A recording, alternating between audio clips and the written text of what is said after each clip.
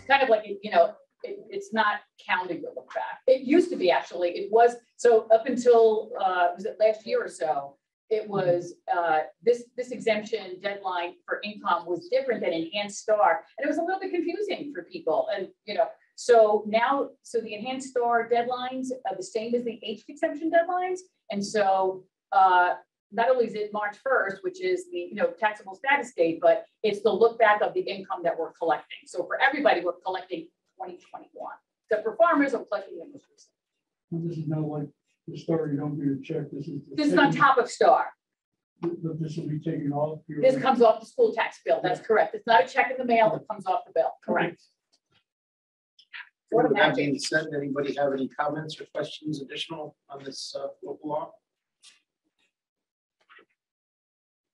Hearing none, I will close the public hearing.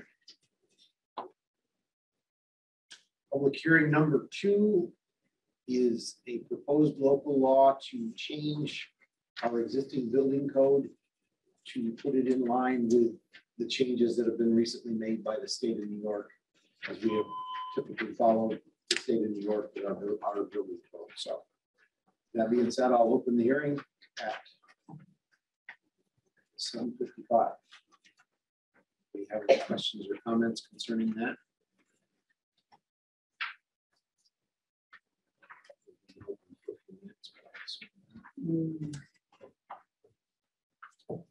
There are copies of both of these local laws. I'm sure if anybody has any questions.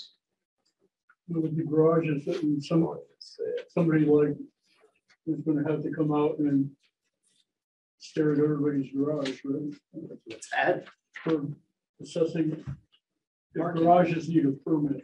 Parking garages. Well, it's a parking garage, but that's your garage on your house. It says so. A garage requires a permit now for a restaurant. Yeah. Yeah, that's garage.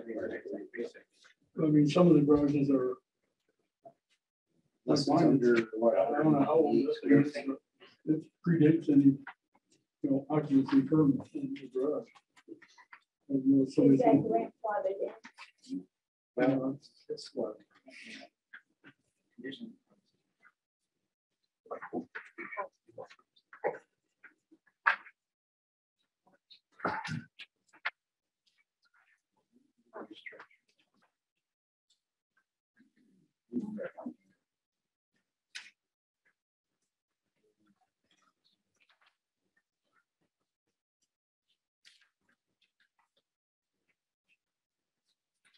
Is this the greening? Is this the greening of the building code? No, that's the.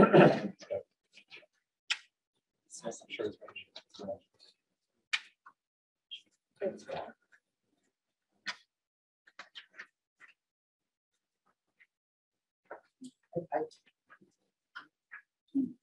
I'd like to not have to know about this.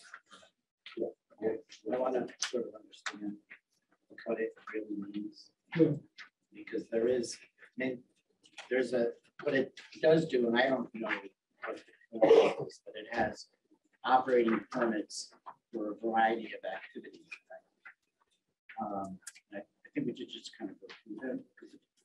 And then you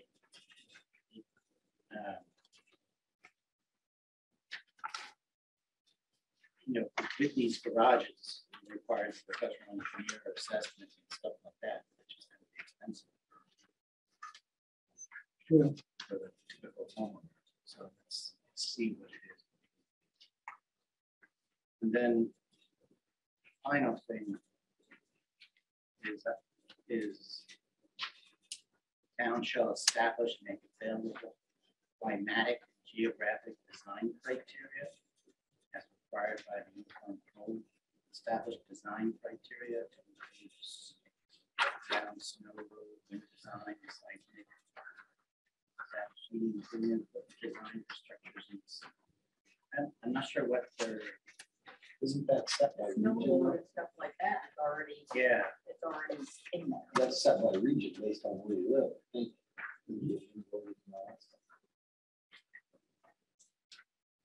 Could you explain what that is? What? What you just read? Well, that's what it is. I don't know. Number 2 under that bothers me also. establish heating and cooling equipment design criteria for structures with the scope of design conditions. See, what I don't know is, What is that design? yeah, that's what I'm getting at is that as we speak, they're finalizing the climate scoping plan. Scoping plan, and in that scoping plan, there's a whole bunch of really redoing how we heat our houses, and they're demanding 20 to 40% energy efficiency as part of it. They're gonna starting in 2025. They're gonna say new houses can only have electric heat. You could have water, but you can't have natural gas, propane, fossil fuels. And then starting in 2030, they're going to have you can't replace the broken fossil fuel place. You need to get a part for it. You have to go to electric heat.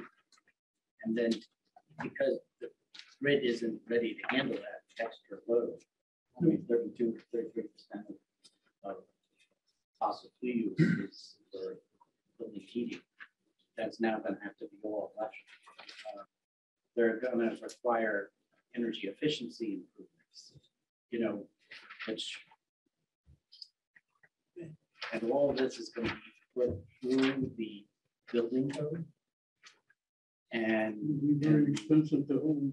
yeah, and then they don't necessarily trust new local people to enforce it. So we're looking to strengthen the ability or put pressure on the code enforcement officer or more of a centralized enforcement. We're trying to strengthen that.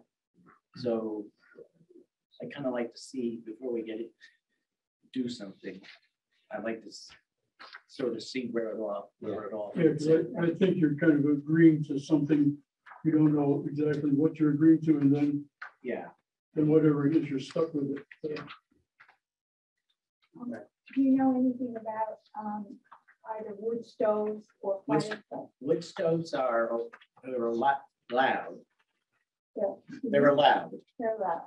but they're not necessarily encouraged. That's okay. But I will tell you this, because I just bought a brand new one.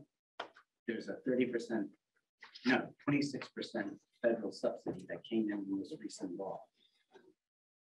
So if I just bought one for $2,000, I'm going to get $520 back on my federal tax return. Really? Yeah. Or like a wood burning stove. A wood burning stove. Yeah. I thought we were opposed to that. Well, the federal government. They don't know that. No, federal government. You know, I supports thought it. the federal government. The state government does. Oh, the state government. So the part of what Biden passed, the inflation, whatever act has those subsidies in it. Well, aren't they, Kevin, also, you're saying that it's only electric, but aren't they also encouraging heat pumps? Well, it's electric heat pumps. Yeah. So electric, But those are, they're so cost effective in a very short period of time that if someone has to replace. that's what they're basically, that's the idea. They don't want you to have space in this. They're going to require to have heat pumps. Which is a better option all around from the financial perspective also. Well, yeah, except they're not giving you the choice. So the cost of installation. That's all. And I had a question, actually. I know you're not voting on it, but on the first sort of section with the operating permit. So it talks about open burning, recreational fires, portable outdoor fire pits. So you need to have a permit. Is that what they're saying for that? And then also open flames, removing a paint with a torch or open flame or burning. I mean, I know people who burn think their weeds with open that's kinda flames. why Do we we- have to get a permit for That's kind that? of why I want to table it, so we fully understand what it is. We have right. State law is. Well, you don't adopt what the state requires you to adopt. they can take your authority away and give it to the county.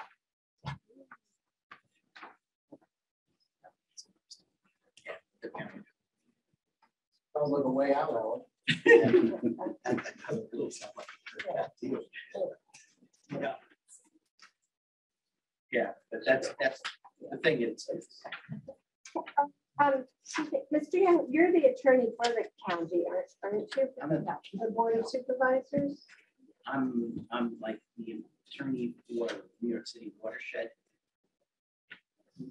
things for the county, not county attorney.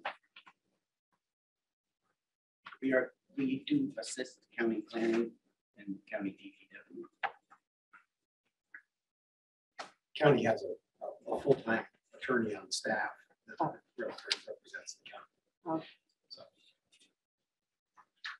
Hey, any more comments on the local law from the building code? No, I just agree with Kevin, that there's a lot of We're gonna review it later. things that aren't quite spelled out tight enough for me, anyway. Everybody voted for it, right? That was on- What? No, no, this. That was on ballot for last election. That wasn't for this. No, it wasn't for this, but it was the beginning of it. It was like the no. Fossil fuels and no- So no, but the legislature passed something called the Climate Act of 2019. That the legislature, not wasn't such a. Yeah. There was, the public voted in 2019 for something called the Green Amendment. And the Green Amendment says that every person is entitled to clean air, clean water, and a healthful environment. That law, that is a constitutional amendment. It's in the Bill of Rights. So that law actually supersedes the decision. The decision came down last week where DEC was sued for not taking enforcement action against the landfill.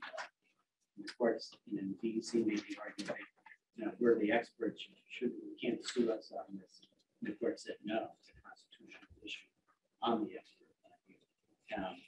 So we do have the Green Amendment, which is not really that good for municipalities, because Green Amendment gives people a right of action against the government, not against private parties.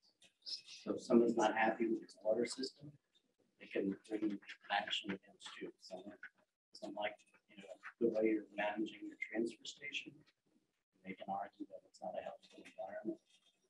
That's kind of where the Green Amendment comes in. And they come around to this. And Yeah, come around. and people voted for it, thinking it was a good idea. And now it's coming back into this. The Climate Act, whatever the right name is, that one has been challenged and rejected by the majority of the towns too. They've sent letters on it. Well, towns had submitted comments. A lot of the towns, the majority of the towns. So does the Delaware County transfer, station, is that going to be sued? No, what we're saying is, it's a long story. They're good guys up there. No, I don't. I don't know. Remind me, do you want me to do this? Yeah, just keep it brief. All right, so, in our state, we have really comprehensive environmental regulations. And we've worked 40 or 50 years to do that. And in doing that, we balance it against quality of life, social impact, jobs. It's all balanced to work. And I will say it's done that, right? In the last 50 years, our economy has done well, our quality of life has gone up, and we have this work.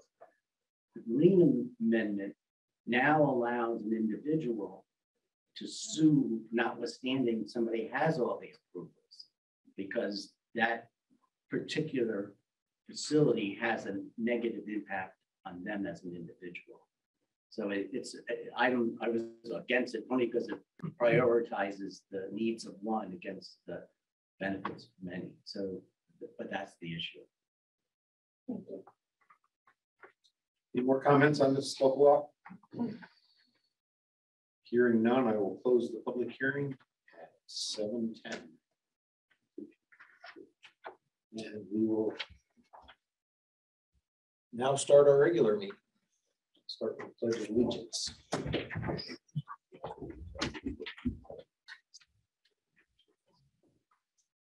Pledge allegiance to the flag of the United States of America, to the republic for which it stands, one nation, under God, indivisible, with liberty and justice for all.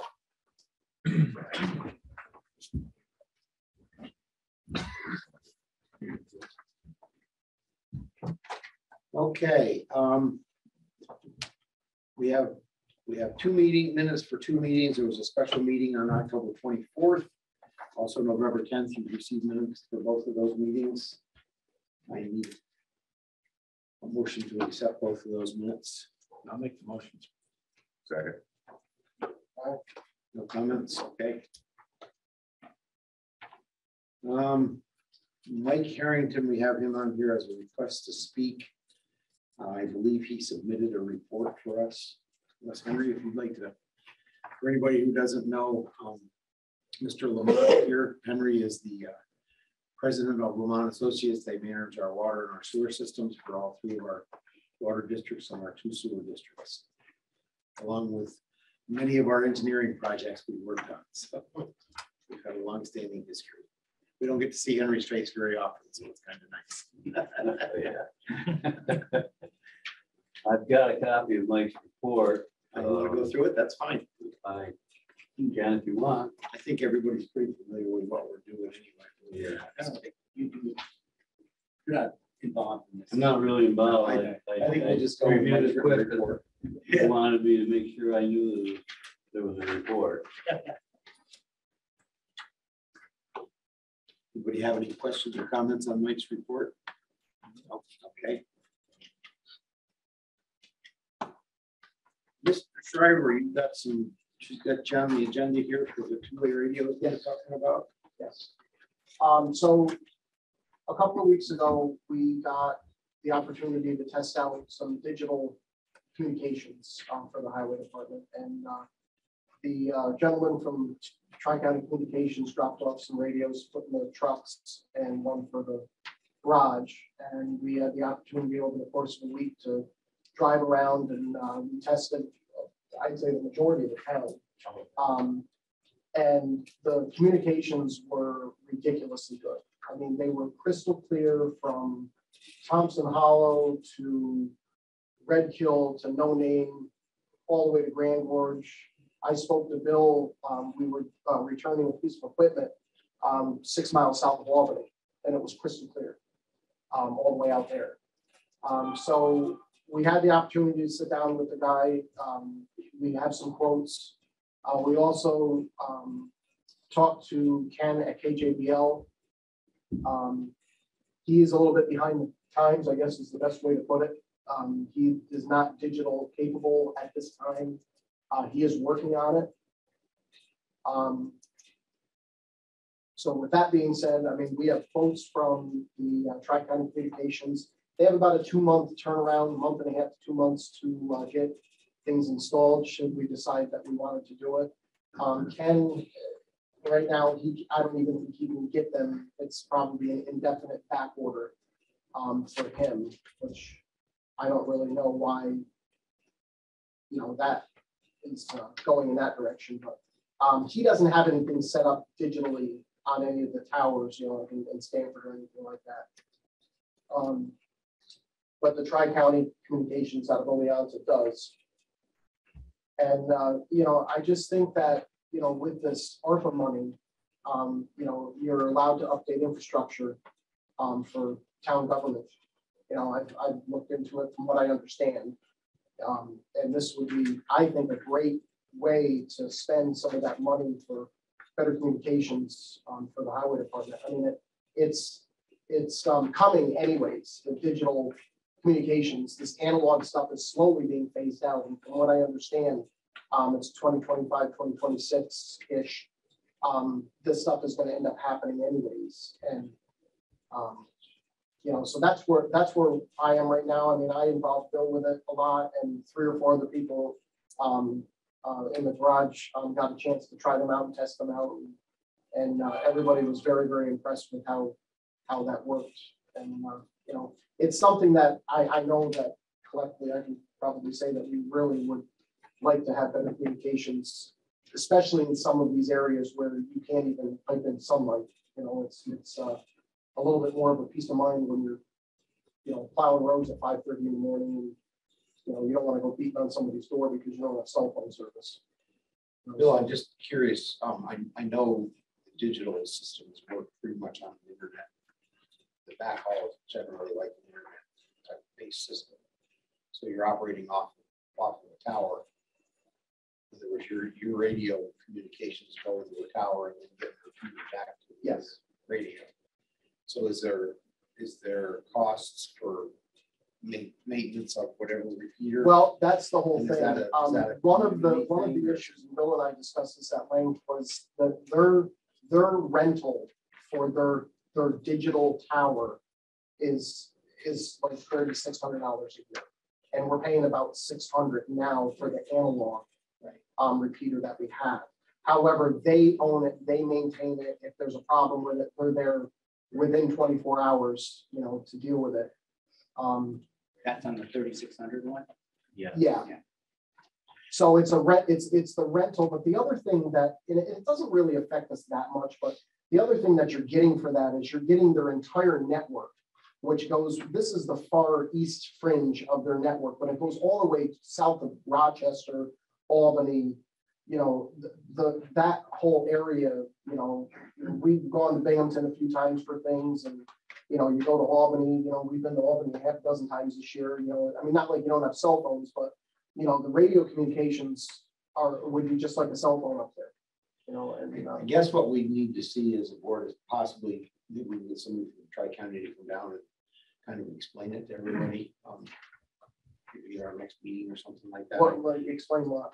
As far as how the system works and all that kind of thing, and then also, do we need to do like an RFP or quotes from more than one person? I would assume. It was a state bid. He's got the state bid. State bid. You don't have to. And if it's like a unique technology that, so we wouldn't necessarily, that usually one person offers, then. Just to add to what Bill's saying, I just wanted to get Ken in from KJVL because he's serviced our radios for 30 some years in this area. Yeah.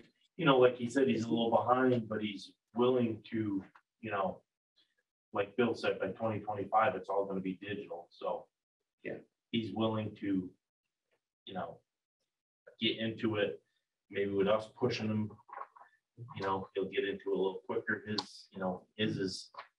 His downfall was, like Bill said, the radios, but it's a different brand of radio. He's got Kenwood, or Tri-County got Motorola. Yeah.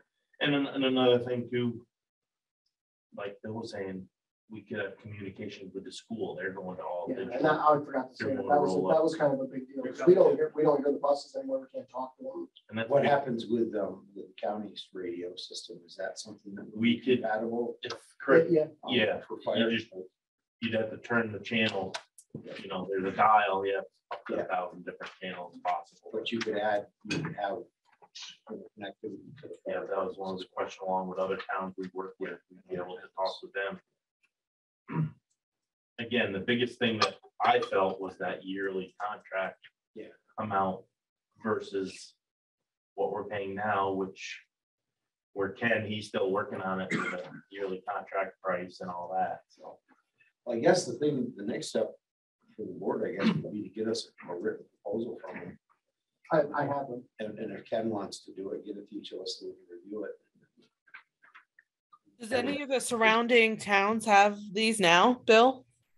They don't right now. Okay. Just like I said, the only reason why I pursued this was because of the ARPA funds. And I just thought that, I think personally, and again, a lot of other people like talked about it, it's a good way to spend that money that's not of a cost to taxpayers. Indirectly, I guess, because you're going to end up having to do that in a couple of years, and this ARPA money is not going to be there in a couple of years, I don't think. And the price of the radio. And the price of the radios is going to go up. I mean, it's not like this is inexpensive because the digital era, everything digitally is steep, but it's, personally, I think it's a good investment. Is it satellite? I'm sorry? Is it satellite or? No, it's digitally transmitted. So the way that he explained it to me was analog transmits the whole thing and digital transmits bits and pieces that are reconfigured on the other end. And so the bits and pieces are what make the clarity, as opposed to just, if I'm talking to you on the radio, it's sending the whole conversation through the airwaves. And, you could get to the outer fringe of an area and it's static. The digital, the outer fringe of the area is crystal clear, but if you go 5 more feet, it's just simply not there. And that by 5 more feet, I'm saying, like 100 miles away. Everything that we tried around here just blew our minds with the clarity of this. I mean, it was just. Like you're sitting right next to it. Yeah, I mean, it was the clarity and the whole thing was. Why don't you get us copies of the quotes and we'll look it over. We'll go from there. How many did we buy? I'm sorry? How many did we buy? 32. Did we buy 32 units? Well, There's 30, 2 bays 33. and with the equipment and trucks. Yeah, 32, and that's including Steve Williamson's. Well, I know dead zone. That's like the dead zone. I've become pretty well versed in this. If you have any questions for me, I've got pages and pages of notes of stuff. If anybody has any questions for me based on I think at this point, we got a lot on our plate. I don't want to go. Sure, no, that's fine. But if you want to just get us some quotes and let's take a look at it, and maybe have a separate meeting or something. Sure. No, I would love to. And if you want to do a separate meeting, I'm sure that both of them will come. Jane, yeah. Maybe Right. about it. Sure. Thank you. Okay, moving on. I see we've got Chris and Colby both here for sewer and water. Chris, why don't you go ahead if you're listening? Sure. Give us an update. Things are going well in the water department. We did have a leak on the day before Thanksgiving. We found out about it at 9 o'clock in the morning, and by 1:30 in the afternoon, it was fixed and complete.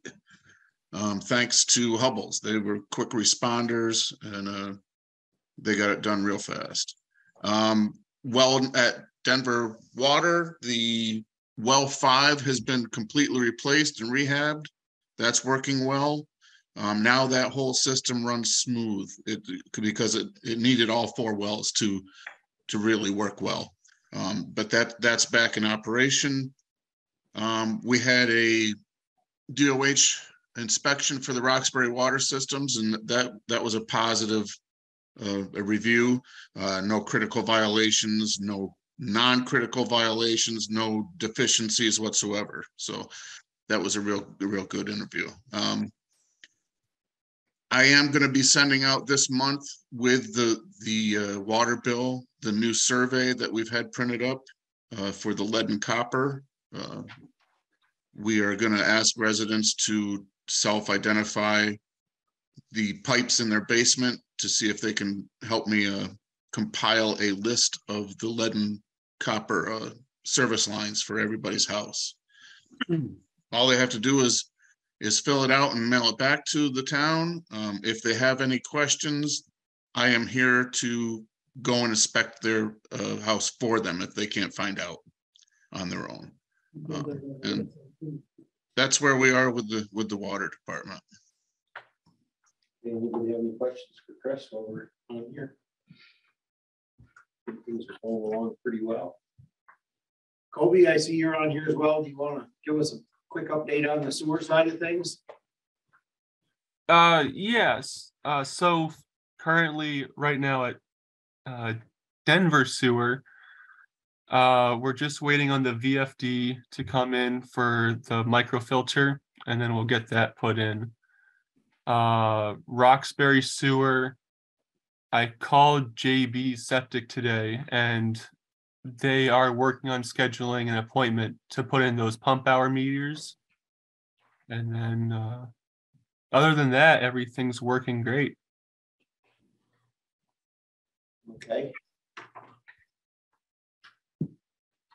Just to add what Henry's here, I think you're aware of this, Henry. We had applied for a grant for the Denver Sewer to start the engineering process for looking at upgrades to the treatment plant for the Denver Sewer.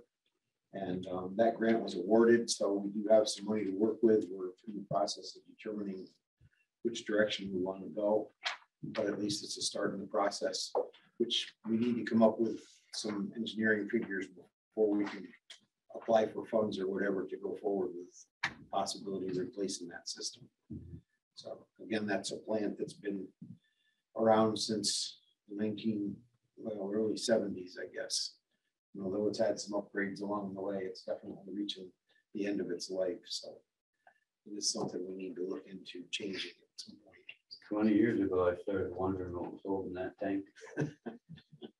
There's a steel tank squarely in the ground. Yeah, I know. It's an old system, and there's a lot of way newer technology out there right now.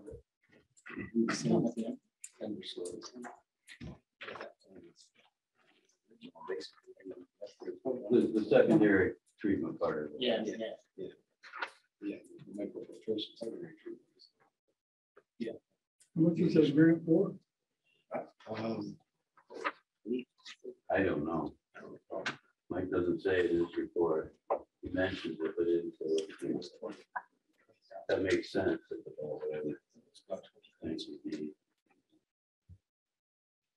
I can find out for you. Just roughly, That being said, anybody have anything else water sewer wise that we need to discuss?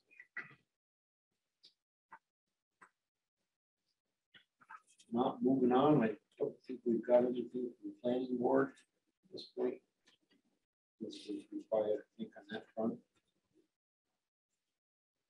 Building and grounds,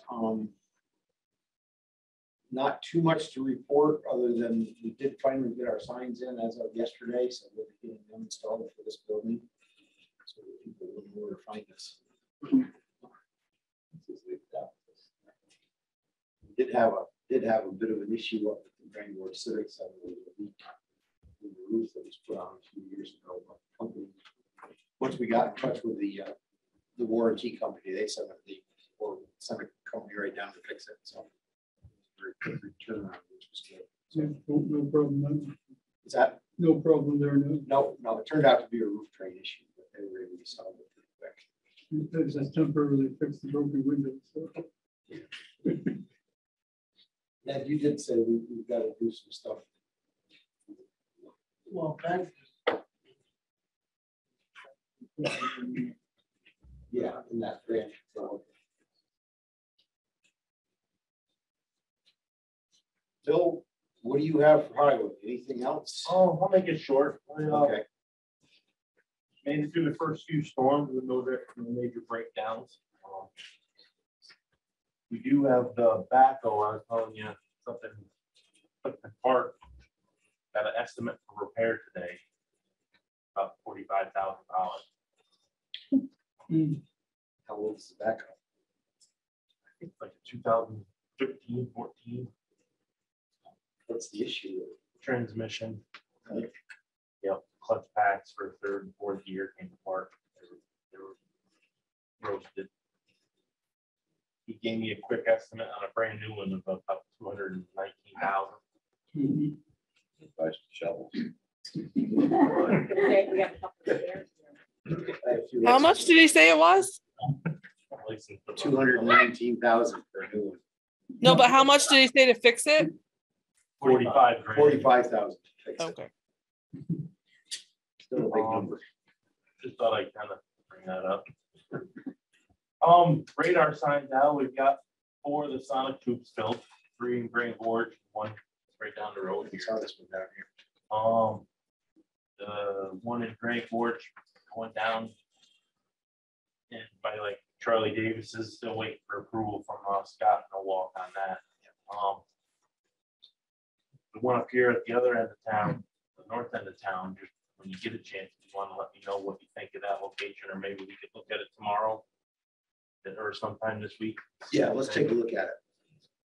I talked with Sue McIntyre from the county, and she figured they won't be able to do theirs till springtime. So that's She did want to meet with us to get a location. Okay. Sometime before that. Other than that, I spoke with Rich Davis. He said he's willing to do any work on our furnaces between him and his 2 sons. They keep us going. He's gonna come down and see what parts we have, spare parts, because we had a bunch of parts that hurt stock for us down in our boiler room. That's at the highway garage? Yeah, yeah. Other than that, I met with the gentleman from Vermont last week about the Vega Mountain Road main project from the pump house down to the Route 30. And Mike Harrington set it up to meet with the guy, went down through a couple culverts that they said they will replace for us, upgrade pretty much. Other than that, not too much on the highway side of the project. Other than that, about it. Good Bill. As I said, keep up the good work. Things went well the last couple of days. Yeah. Early on, so Everybody helped each other out. keep moving things along. Hey Stephanie, what do we have for you? Okay, so as to follow up my conversation, Bob and I had a meeting with Alan a couple of weeks ago, and regarding our status on the revaluation. So in a nutshell, any town, just to back up a little bit, any town can do its own revaluation without the certification and guidance and oversight, if you will, of ORCs. It's not required. It is required when a town wants to qualify for state reimbursement. We always want to go for the gold ring. We want to go for the gold standard, get the excellence in assessment equity, and qualify for state reimbursement. And the fact of the matter is, Bob started telling me that we needed to pull the plug back in September, and I resisted because, quite frankly, we still hadn't scheduled time, or I should say our ORPS representatives still had not scheduled time for us. So the long and the short of it is, just to compare and contrast a little bit, Bob is in the middle of a simultaneous reevaluation in the town of Broome. And of course, it's a smaller town, but you still have to go through the same number of steps. You're still working with your ORPS representative to create your tables, to certify your tables, tweak them, certify them, and move on to the next step. He's actually, he's going to wrap his up probably in the next couple of weeks. And at that point that we met with Alan 2 weeks ago, actually, at this point, a month ago almost, we still hadn't built our model. And we said, this plane's got to get off the runway. And she said, well, you know what? Why don't we wait until the county prints the tax bills and then we'll start building the model then. On no planet in the universe does that work, ever, ever, ever. So we need our ORPS representative. I don't want to throw anybody under that big rolling bus that's coming through, but we believe that the best course of action, because we don't want to create a product that will not meet our standards, let alone that will be fair and equitable to the town, that will result in certification, that will result in excellence and equity, which will result in state reimbursement. And so as we said to Alan, we believe that our best course of action is to put this off till 2024. We're going to wrap up the things that we have going right now. And we're going to meet with the regional director of ORPS, either remotely or on, remotely on Zoom or in person. We're going to invite him up here so that we can get the commitment from his staff, recognizing that, like everybody else, they're very short staff, recognizing that our ORPS representative is also responsible for towns in Westchester County. I get it that we are not her biggest client, but we are a client. So we're going to have that meeting with the regional manager with whom we have a good relationship, and do a little kumbaya and say we need the commitment so that we want to start in spring, which we've done in 2015. We did it in. We started a little bit late in 2019, but the model was built. We had to tweak it. But now we're actually going to tweak the model again. But with this crazy real estate market, we really, really want to get it right. We don't want to, we don't want to create a product and, create sales comps that aren't the best or don't make the best sense for each. And you literally have to do a parcel by parcel by parcel. It's the only way to get it done. So for that reason, we and Alan agreed that that the best course of action to make sure that we deliver the product that this town deserves, that we punt this to 2024. Okay? So that's that. Real estate market will level out. And yeah, and that's the beauty too. So potentially, one of the things that and I'm going to use Andy's as an example, our good friend Tina, who does a great job, and she's never done a rebound. And she just trends every year. And I said, no, so ORPS keeps saying to her, well, when are you going to do the town? And she goes, that would be never, because she doesn't want to do the things that you have to go through in terms of building the model. So she just, tweaks the model. She just tweaks her values every year to stay at 100%. It's the only way that she gets it done. So they just live from tweak to tweak. I'm not saying that that's wrong. It's not wrong. That's not who we are. So anyway, but as Alan was starting to say, so the other potential positive of waiting to 2024 is that if we hopefully see a little bit of a leveling in the real estate market, it would be great for us to be able to maintain that 100% of value for more than 1 year. And that can happen easily, especially in a very aggressive seller's market like this. You could, so let's say that we get 100%, we get certified at 100 for 2023, and then drop to 90 the following year. And it could happen if these trends continue, but we do see some cooling. So the other silver lining for waiting 1 year, putting it off for 1 year, is that we hope that we have a better shot at staying at 100% for longer than 1 year. Of course, we can't control that. The market controls that. Assessing is a rear view mirror activity. It's never forward looking. It's not on what may happen. Well, the market's going to collapse. Well, if it collapses, then we can do something about that in terms of trending downward. We prefer not to trend upward. We prefer to do a town-wide evaluation. So, yeah. Renee. You mentioned Andy's. I'll just use that as an example. Is there any benefit to or autonomy of not using or whatever it is? Well, so because we don't trend every year, because we choose to do it in a state-sanctioned environment, and by the rules of engagement as promulgated by ORPS, the Office of Real Property Tax Services in Albany. We think it's a more transparent and reliable measure. People say, well, how'd you do it? Well, I can point to this body of law and say, these are the rules of engagement. This is how we conduct a revaluation by these rules. And frankly, and again, I'm not saying that, there's nothing wrong with, trending every year, because she plays with her own model. And again,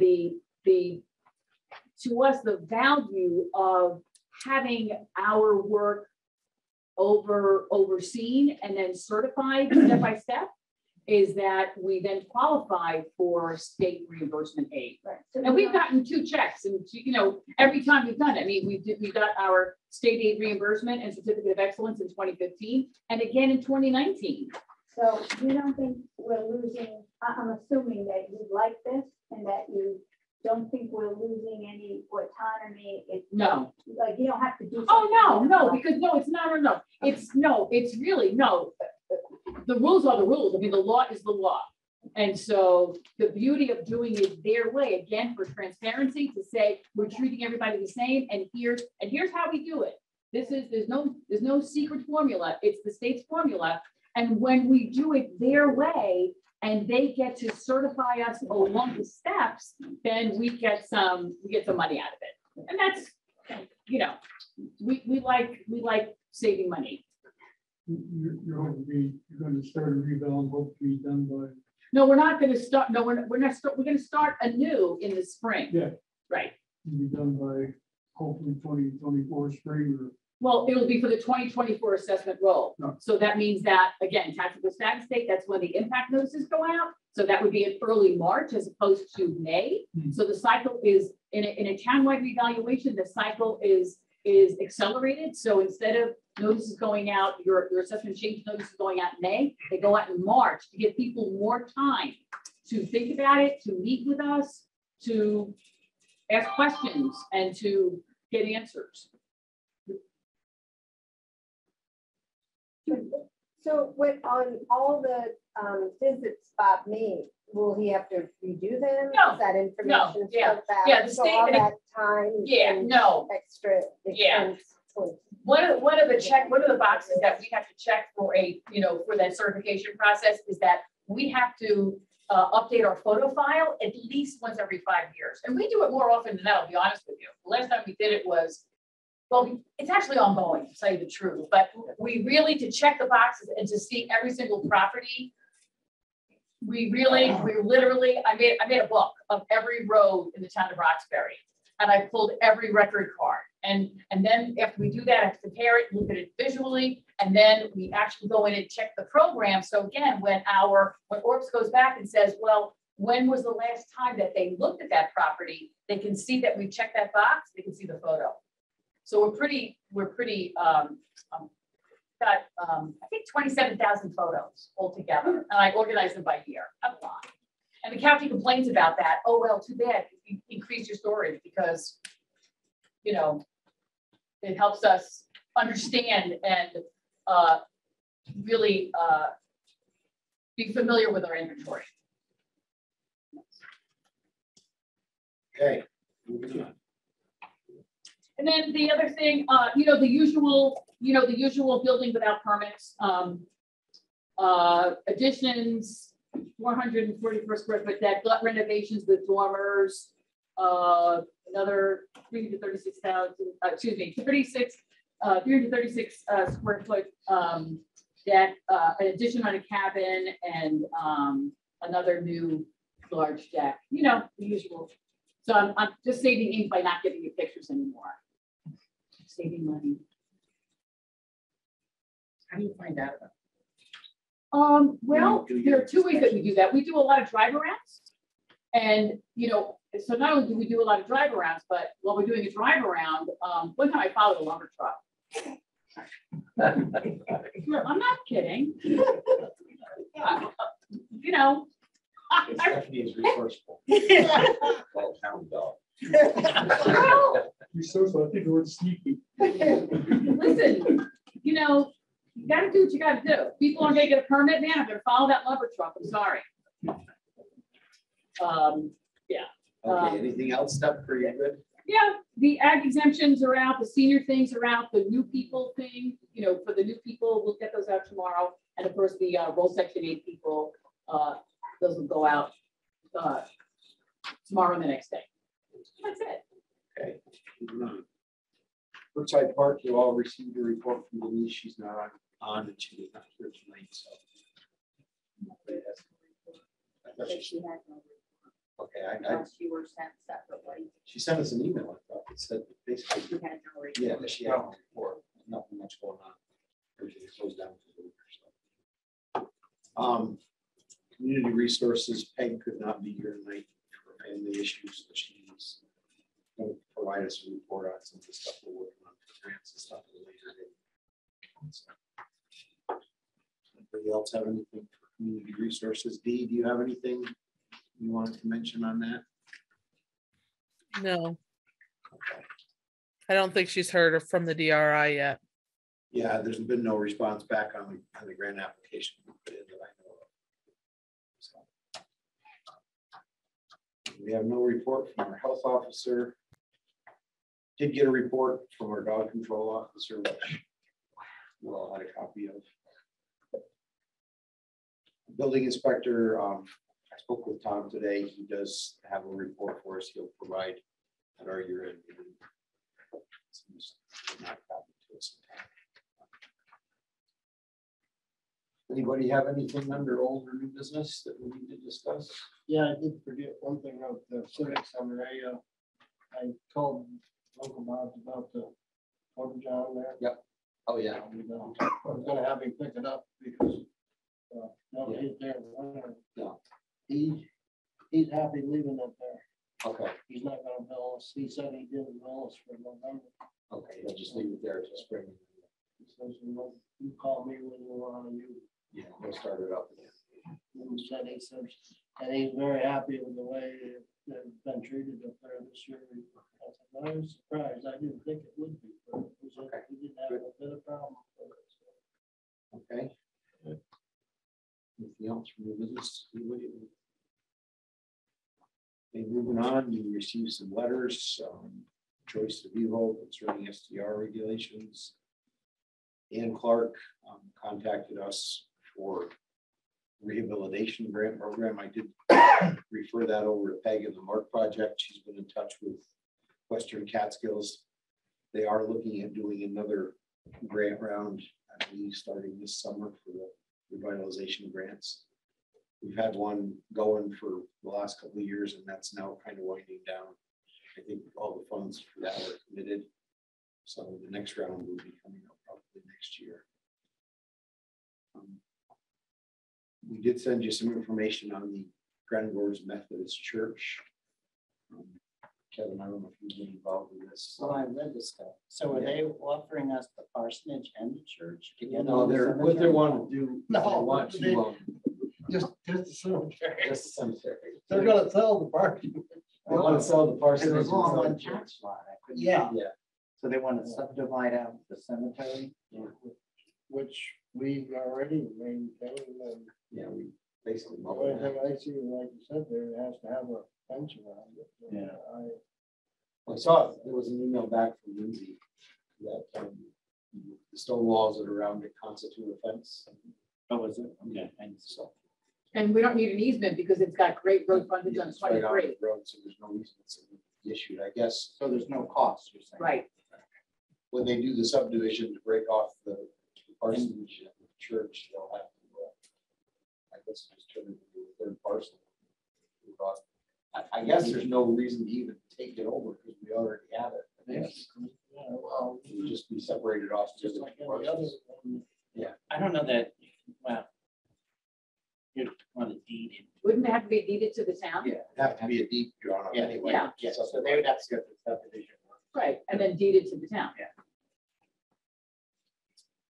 It's interesting that whether something it's abandoned or not, if the dead stay there, it's not abandoned.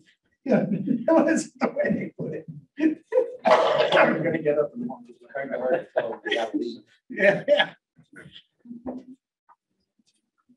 Okay, discussion from residents. Anybody have any comments, questions they'd like? to Hey, bring up? Alan, I sent out that Sure. good neighbor policy Oh, to yes, all I'm you sorry. guys to look at. I'm not sure if anybody got a chance to look at that. The one thing that I did think of that we might want Kevin or Lindsay, we just might want a clause in there that this is just for guidance and it's not going to be, there's not going to be any enforcement on it. It's just, so we might want to put something that at the bottom of it, potentially. I'm not sure. Yeah, that's a good idea. Go ahead. Okay, I know Lindsay's got a copy. I don't know if that's you or not. I think you were copy. And if you did you guys send that? I don't know if, did anybody send that to them? Kevin or Lindsay, I can. I know Lindsay had. Yeah, I did get sent to her, yeah. Okay. Yeah, and if you guys have any comments or anything, we can discuss it and I can update it as you see fit. But I just thought about that we probably should add something to that.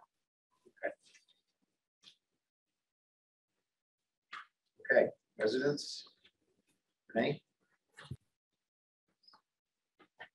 At the last monthly meeting, I suggested that the Roxbury Town Board should revisit the need for STR regulations. And I also said that Shandaken offered to help. And Alan, you stated that you didn't think people were really interested in the regulations. So one of the things I did was, it wasn't I didn't do a big thing, but I contacted some of my neighbors and a few friends, and I brought letters so that you can see that they do care.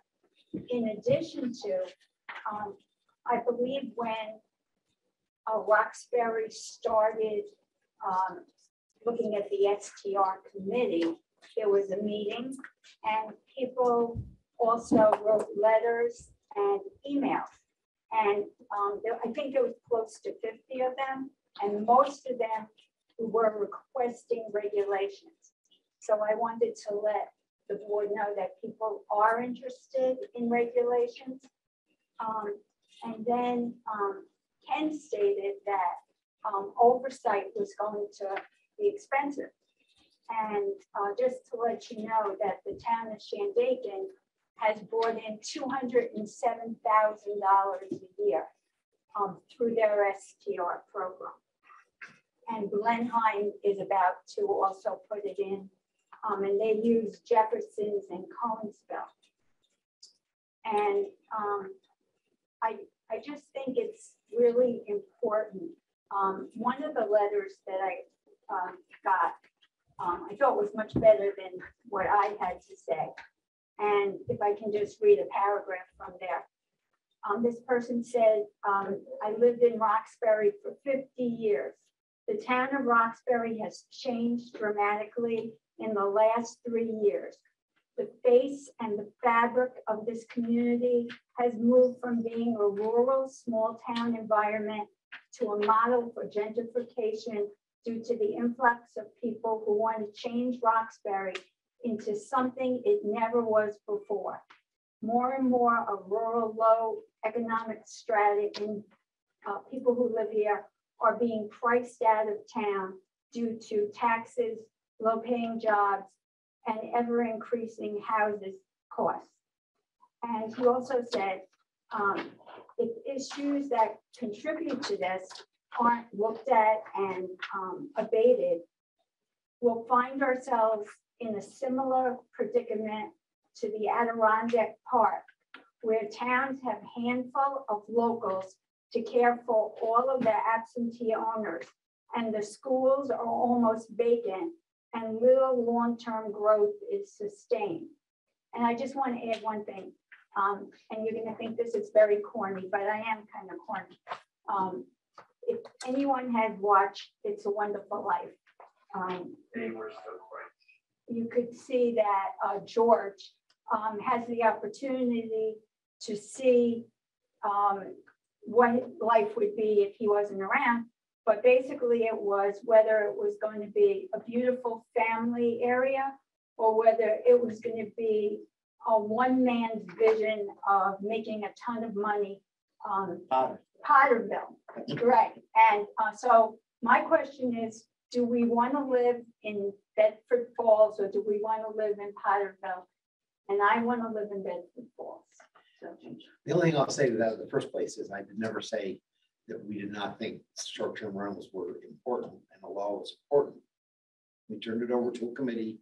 Committee spent several months reviewing the whole process and came back with a recommendation that at this time they didn't feel it was appropriate to put a law in place. That does not mean we totally have stopped revisiting it. We went from that step to, as Deanna just mentioned earlier, we do have a that's the word I want to use, a suggested list of Good neighbor requirements. policy. Good neighbor policy, basically not a law, but something that people should review and use, not only as short-term rental people, but everybody in dealing with your neighbors. Again, it's not a local law, it's not enforceable, but it kind of sets the tone for how we feel our community should be. As far as your other comments concerning the changes in Roxbury, there's absolutely no question Roxbury has changed an awful lot in the last 20 years, last 50 years. And that's going to continue. And unfortunately, I don't really think we can develop laws to stop that. I wish I could say we could. I really don't think that's going to happen.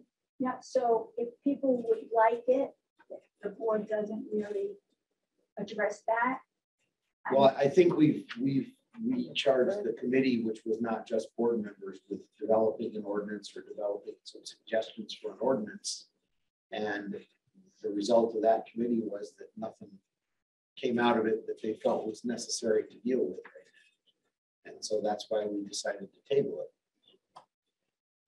it. Ken or if Deanna, if you'd like to expound on that a little bit more. I was not on the committee myself. I'd be glad to let you talk about what you think. This is Terry Borst. Can I say something real quick? Sure, Terry. Because I was on the committee. Terry was one of our committee members, yes. Yeah, I'm a former committee person. And the last time we met, it was not unanimous at all. In fact, I thought because of the STR owner that was on the committee, you know, they just wanted to change they had problems with the language in the regulations that we presented to the board. And I was like, well, that's why we have attorneys, to make sure that the language includes that it would be, you know, just appropriate for the residents, the board, and the STR owners. I mean, that's really, you got to look around. Every town is passing regulations. Every town is doing it. And the residents of the town are not being, you know, just acknowledged. It's the committee came to the board and said you know, the committee decided that, you know, we don't want to go ahead. This committee person never said that. And I was kind of like taken aback when I've been hearing that and reading it in the paper, because I was like, I think that it should be a referendum. I think that it's a big enough issue. The town has changed, like you said, and it's a big enough issue that this should be presented to the town residents, all of us, that everybody gets a voice, that everybody goes in with a paper ballot and says, this, yes or no, proceed or don't. And it's not just a board being pressured to make the decision. And yes, you could table it and you could kick it down the road. But those were my recommendations. Have our attorneys make the wording so that everyone is protected. The STR owner, the residents, and the town. And if that didn't work, put it out. Put it as a vote. I don't understand why those two things are pretty simple. But because, you know, it's been said more than once that the committee, you know, agreed on this. I was the only resident on the committee other than the board members and the STR interest. And I was really kind of like the, you know, the minority in the whole thing. There was only one of me on the board as actually speaking for the residents. So I just had to clarify that tonight. That was my recommendations. And that's really all I had to say. Thanks. Go ahead, Judith, you're up first. Well, Esther is a resident, a full-time resident with a child in the school. Every member on that committee is a resident. Ken lives here, Deanna lives here, and the other gentleman whose name escapes me is also a resident. So that's unfair to characterize that you are the only resident. Except Esther makes her living at managing several, I don't know how many, short-term rentals. So she has an economic reason that she wants it. It isn't because she loves the town or wants to maintain something necessarily. So did Richard. He is also involved with Airbnbs. Right. But there was 3 of us that weren't. I don't have nothing to do with Airbnb, neither is Deanna, and neither is Terry. Well, I was the only person. There was 2 board members, right? There was 2 STR members that were representing STRs, and I was there specifically. Of course, we're all residents of Roxbury, obviously.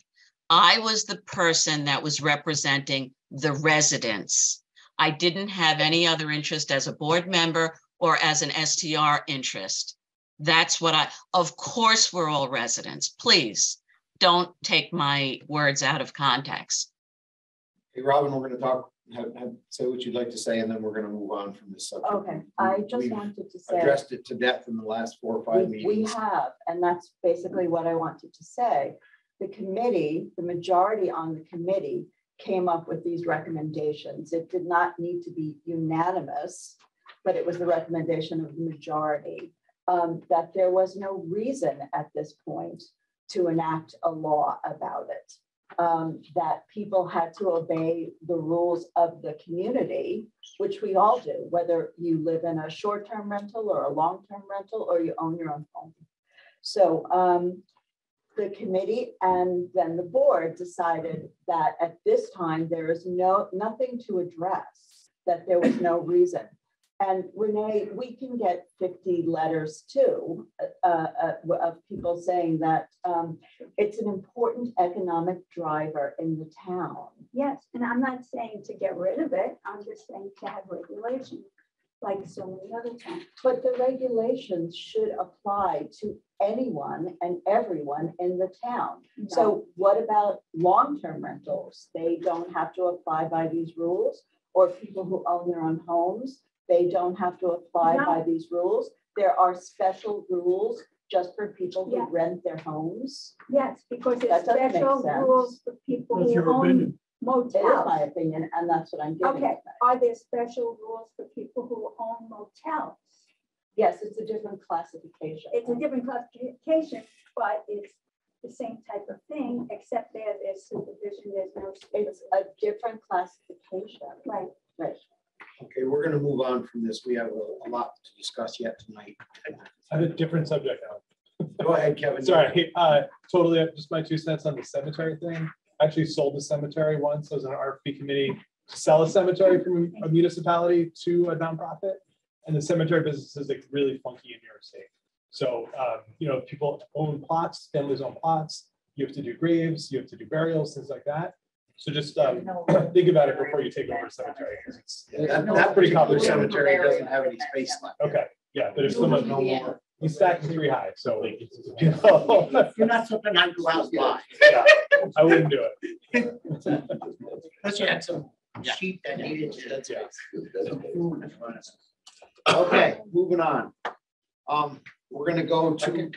I'm sorry, Kevin. Just there's I'm sorry. You can't do a permissive referendum. You can't do a referendum. New York is not a referendum state. You don't make laws by giving to the public to make laws, elected people who can adopt laws. You don't like those ones that you like. What I will say is, although the committee was terminated, in the event that this comes up again, and there's enough people that think that it's necessary to revisit it, I'm sure that the board would consider looking at it again, possibly with a different committee or however, but at this point, the committee did what they were charged to do, and this was the decision that was made. So moving on in the future, if the board would like to consider it again, we certainly will do that. Been tabled, yes.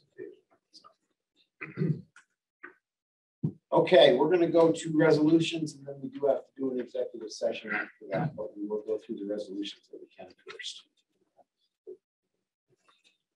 First is a resolution for town clerk monthly report, supervisor's monthly report, assessor's monthly report, Water District's monthly report, Justice Court report, Parks Department report, which we didn't receive. There was no report for this period. Building inspector's report, we will get at our next meeting. We did receive the dog control report. The resolution for all of those. I'll make it. All in favor? Aye. The resolution for prepayment of the capital projects bills, which was presented to you. I'll make one. I'll second. All in favor? Next one we're going to hold. We have the bid award for the bid results for the Roxbury and Grand Gorge valves and hydrants project. The recommendation after review from Lamont is to accept the low bid, which is 280 construction. Everybody's in agreement with that resolution. Second. Second. All in favor? Aye. Tweedy construction. Next one, we have a resolution to adopt the local law on the age of exemption income. Kevin, you're okay with that, correct? Yeah. No changes with that. The resolution I'll for make that that motion. Second. Second. All in favor? The local law for the building code, on our attorney's suggestion, we are going to hold that for now. Well, his office has a chance to review further the ramifications of some of the law. Need a resolution to set our schedule for our year-end meeting date and also our organizational meeting. Year-end meeting would be December 27th at 4 p.m. And the 2023 organizational meeting would be January 3rd at 7 p.m. I'll make that motion. Anybody have a problem with either of those dates? I have a problem with all, but I'll make it. It's that time of year. Yeah. We were talking today about winter meetings sometime different. Yes, I wanted to bring that up. We've had some discussions about possibly doing our winter meetings earlier.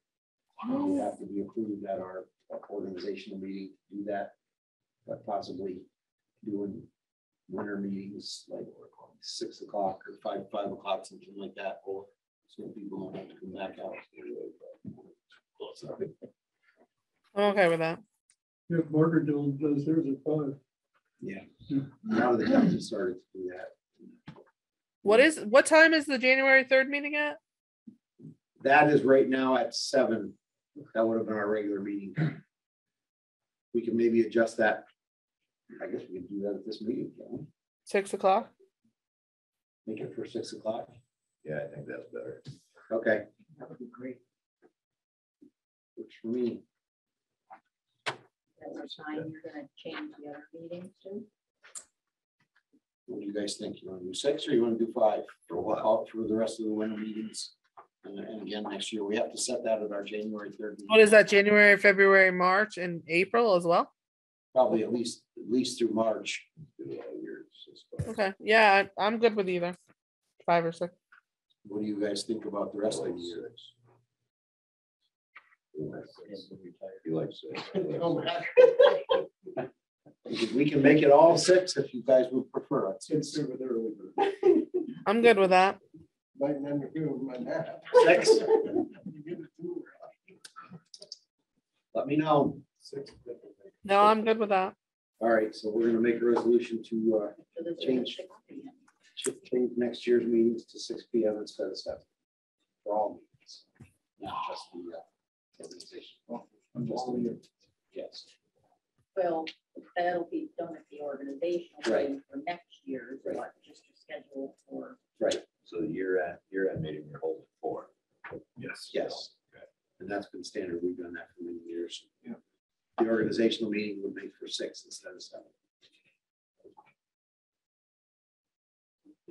Resolution for that? Make the motion. Second? All in favor?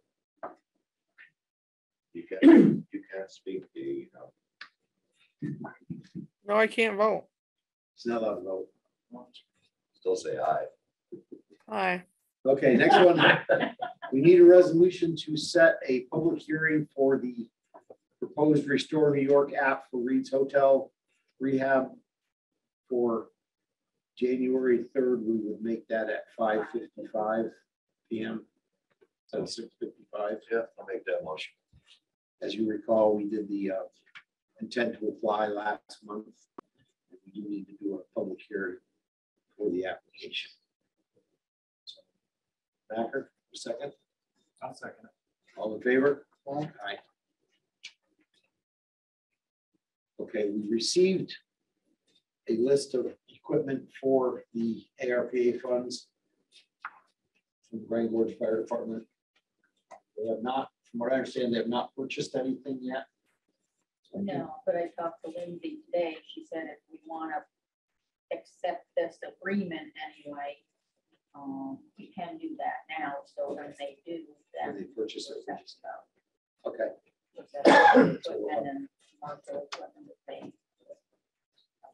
So we'll need a resolution for that. They will basically be getting the same amount that Roxbury. Is good. But yeah, I did that on purpose for me.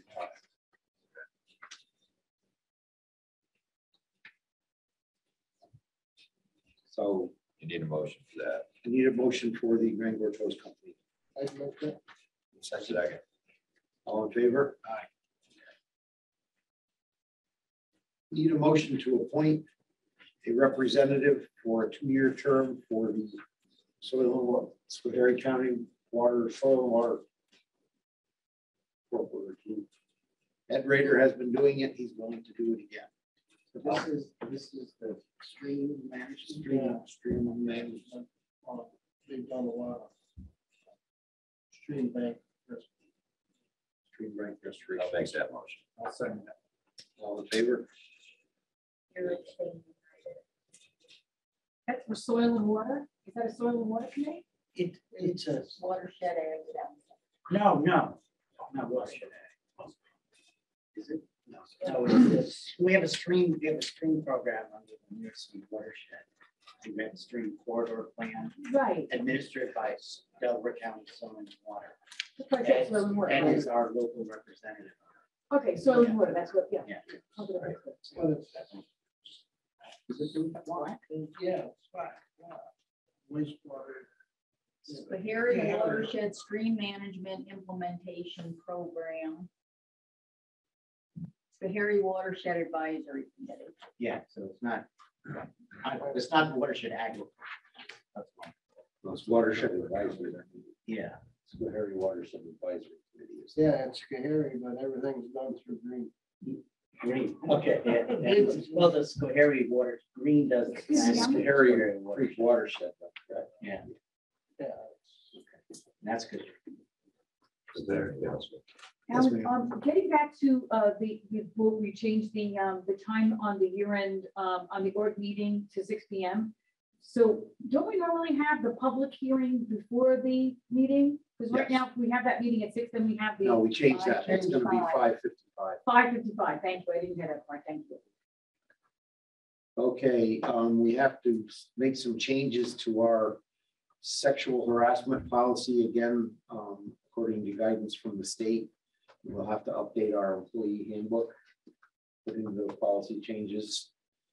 I need a resolution for that. Well, you either need to add the hotline number to the employee handbook policy from posters or adopt section 5. That's what Lindsay sent us a few months ago now. And we've just been putting it on hold. So say it again. Lindsay had sent us some stuff on it quite a while ago. And she said the short way to do it is add the hotline number to employee handbook policy and posters or adopt section 5 of the new policy. So if you want to hold off on it again so you can talk to her. No. Well, I think the idea of adding the hotline number and everything to the employee handbook sounds like the easiest process. Yeah. I think we will go with that. Everybody in agreement with that? Yep. Motion? I make the motion. Second? All in favor? Aye. All right, we also had an opportunity to purchase some sewer pipe tapping equipment from Flax Plumbing. It's actually sewer, I think it's water tapping equipment, not sewer. The water, tapping water mains that for Flax Plumbing and Heating, he's gone out of business for retirement. And he's offered to sell it to us for $400. We need to have an amendment accepting that. Resolution. A resolution to accept that, I'm sorry.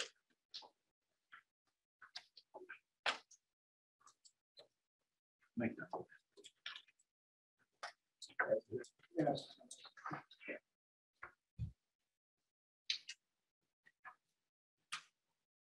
We had a request to purchase boots for our highway superintendent. That's not in the employee handbook. Guess we need a motion to move that. Is that what you? Yeah. You didn't formally make a motion. Okay, so we need a motion to that.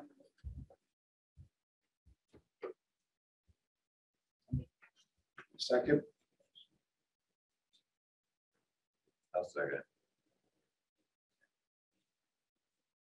We've all seen a quote from ISD, the computer company, for upgrades to our computer system for the town hall. This was part of the construction project. It's the last part that's left.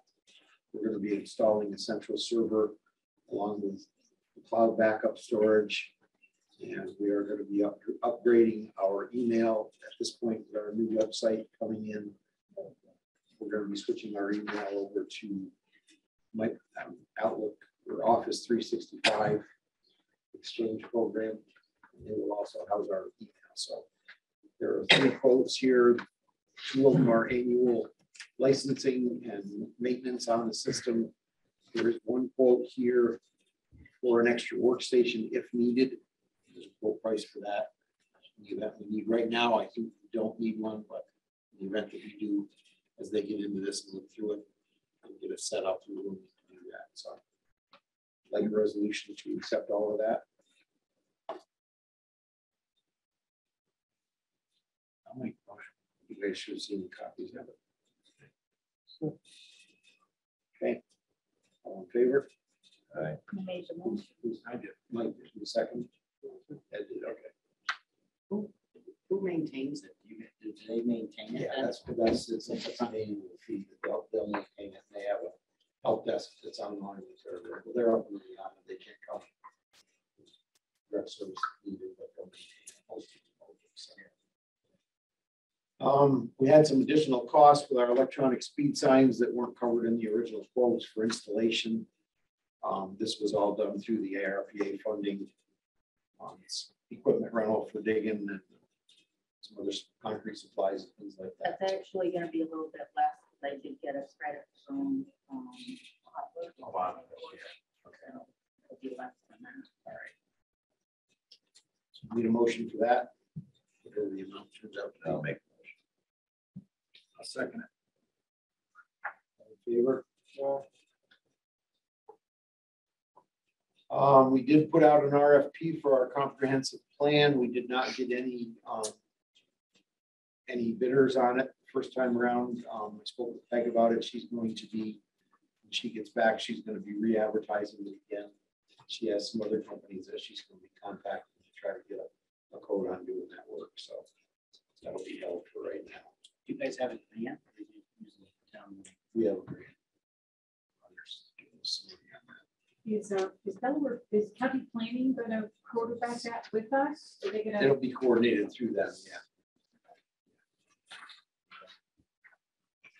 And we had some requests from the, I guess from the state retirement, right, for additional reporting for our water clerk for time. Is that correct, Diane?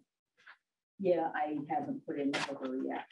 You want to hold it, table that for now? No, that's what you need to pass. I need to put it in today. Oh, okay. So I need a resolution to submit that to the state. Go ahead. I'll second it. This next one, we'll hold on that for right now. I just to mention, we did get an inquiry from a company representing Verizon that they have opened up some search areas south of Roxbury, which is a very good sign. It means hopefully we'll be getting some improvement in coverage. They do have one town-owned site that they would like to consider possibly. So this would be a company that would build a tower and then Verizon would be. But it could be others too. Yes, yes, okay. Yeah. This is a company that represents Verizon, just looking in the area to do it. Okay. So we haven't decided for sure how we would lease with, but that's why I say it's not ready. Because years ago, there was a company, like maybe 10 years ago, JNS, yeah. That I think we signed a 2-year contract. And then they never built. They did build one in one. Yeah, you know. So now, and they're no longer in business. They actually sold out to as you recall, we've been doing this cellular survey over the last several months. And the company that worked with us on that, Wireless Realty Advisors, WRA, they are also in the business of building towers, and they would possibly interested in doing a lease with us on that water tank site now, knowing that it's on the radar of one of the carriers. That would make sense for them. And what did the county passed a resolution, right? I was at a county board meeting. Passed a resolution to at least solicit from. Yeah, they're looking. They've got another company involved soliciting the use of the county's EMS towers for cellular. They were all designed to handle cut cellular carries as well. So they've been promoting the mission. I understand Verizon is getting more active in the rural areas now, so it may be possible to get some better coverage out of it. The friendly neighbor policy that was put around, that's with your office for review, and I know the board has all seen a copy of it. We don't have to go into anything with that tonight. These LVDV operations agreements we'll discuss. Henry, did you have anything more you wanted to say to that public? We've got copies of your revising that with Kevin. You're looking at it. Yeah. So final copies. Do you have anything else to report on that? Well, I would just go through them. So what happened is over the weekend, I had my office prepare amendments and Henry prepared amendments. Actually, Henry did a good job of preparing amendments. So we used his. So I've seen a lot of emails going back and forth. I've stayed out of it. So you guys get worked out. So the only difference, Henry. So just to say what they are. So we have 3 water districts, 2 sewer districts. LVDB is the operator of all 5. We have a 5-year agreement with them that expires December 31st, 2022. So the concept is to get another 5-year agreement from January 1st, 2023 through December 31st, 2027. And the agreements all have what they call a base amount, where they get basic services. And then they have hourly rates for call outs. The only, and Henry, why don't you just explain that the base rates, if you could, I've been copied on all those. Do all the board members get those many? No.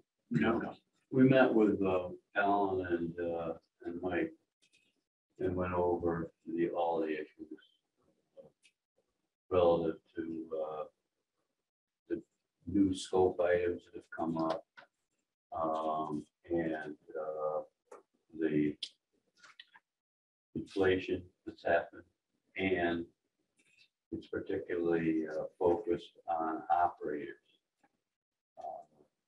So a licensed water operator, a licensed sewer operator is getting to be a pretty scarce thing. You don't have a lot of people clamoring to get in the business, and we have a fair amount of competition for people. So on top of the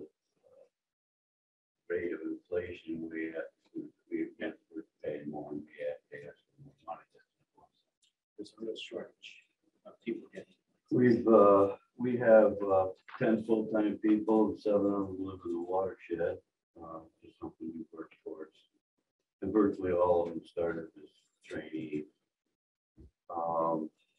And we've lost 3 operators to New York City plants, 1 to the unit, 1 to the chip factory in Malta. And so, you know, we have to keep training.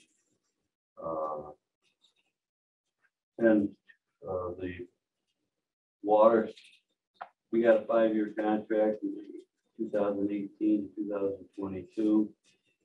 In the water districts, there was no increases in 2018, 19, and 20. Then there was a 5% increase for 21 and 22. And that's the same thing for Denver sewer. For Roxbury sewer, we did have a 3% increase per year for that time. In that time, consumer price index has gone up 15%. So basically, the water fees don't cover the salaries of water guys. And the regulations are just getting worse and worse. There's a lot more time involved in it. I mean, just the copper and the lead. And there, you're going to see with the emerging chemicals, you're going to see a huge amount of additional extra testing and work. Yeah. Since the last contract was signed, we're now operating 2 of these groundwater under the direct influence of surface water sources, the springs and the well. We're now operating a 3rd well. Soon we'll be operating a new treatment facility and control building. Sampling testing for these non-stick cookware items that are showing up in water. And now we're doing a newly required inventory of lead service lines, which is brought up earlier. And I think there's going to be 19 more contaminants to test on it. Well, the thing I just saw today, 40. Okay. And the thing is, you're testing in parts per trillion. So there's only, when it started, there was only like 14 labs in the country that could do it. And, you know, it's like the type of thing where you can't brush your teeth the day before because the toothpaste might have that contaminant. And, you know, parts per trillion are, you can't imagine that. But I think someone told me if you had a dollar bill stacked on top of itself, it would go all the way to the moon. So it's very, expenses are going up. Isn't it to safeguard against our health though? So what? Isn't it to safeguard our health? So I'm not criticizing it. I'm just saying. Oh, you're not, you weren't criticizing? No, I was just saying what it was. Okay. Why, you thought that was critical? I did, actually. I thought it was editorializing, maybe not necessary. That made him sound so onerous and, Well, and are. unnecessary. I just, what a parts per trillion is. That's all I was Okay, moving on. You received water cost upgrades. Still working with a fire inspection company. Atlantic Inland is no longer doing it. I have made some calls. I'm trying to come up with some other options for us. Hopefully by the next meeting, we'll have something that we can consider. You've been distributed the harassment and discrimination. We've talked about this the last 5 meetings. The list is still quite lengthy for people that have not completed this. At some point, we're going to have to make some directions on this. Really hate to fire anybody over it. We don't have time to find people to replace them, but we do need to get this done for anybody who hasn't. Our audit with the state for 2021 was finally completed and filed. Federal Audit Clearinghouse, that's in place now. We are still working forward with the scenic byway status, trying to include section from Margaretville up Route 30 into Green County, 23 as part of the scenic byway. That's been in the works for quite a while. It's continuing. We do have a grant to offset some of the costs for the scenic byway. working diligently on it. Someday it'll probably happen.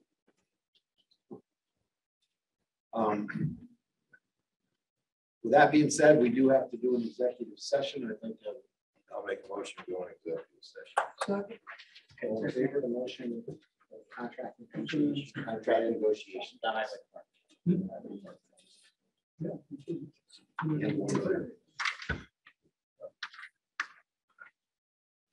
You need me anymore? Nope. Thank you, Henry. All right, thank you. Good to see you. Good to see you here. See you on Town government is really complicated, isn't it? What? It's really complicated. But all the Getting issues worse. you have to deal with. It's getting a lot worse. Oh, God. We are now officially back in from executive session and back into a public meeting. The highway contract is going to be tabled till the next meeting. Just that there was No decisions made. Okay. And it'll be tabled.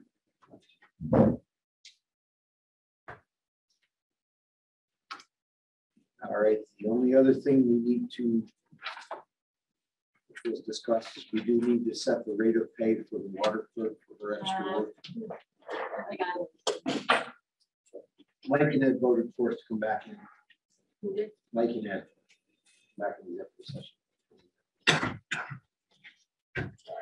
No decision was made on the highway contract as of yet.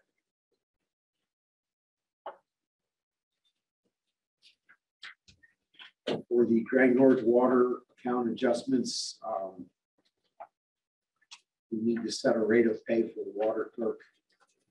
That rate of pay would be $20 per hour for additional work based on the extra work that's required. She is to do that here in the town hall, not in her own. So she's going to be here in case she needs to get advice from me. And I would like to also extend that in the event. Want to What's that? Yes, but before I finish the motion, I would also like to extend that in the event that Diane has to have extra time of herself on this. She would receive the same rate of pay. Yep, absolutely. Over top of her normal salary. Because this is additional work again based on she's no longer there. With those two things in mind, I need a motion for that and a second. I'll make that motion. I'll second it. All in favor? Aye. Any opposed? I didn't hear anything from Dee, so I guess she's not opposed. Aye. Okay, with that being said, we need a motion to go home. We're gone. Audits. Oh, we got to pay bills. That's right. We didn't do that. Okay. Sorry about that. Yeah, you guys are off the hook, aren't you? Yep. Okay, I need a motion to pay the bills. Everybody's received a copy. I'll make that motion. Second? Yep. So, All in favor? Also, if you want to do any sort of motion or anything to hold off on the reval till 2024. We can. Do we need to do Do that? you need that? I don't think we need a motion. We didn't make a Yeah. decision. Yeah.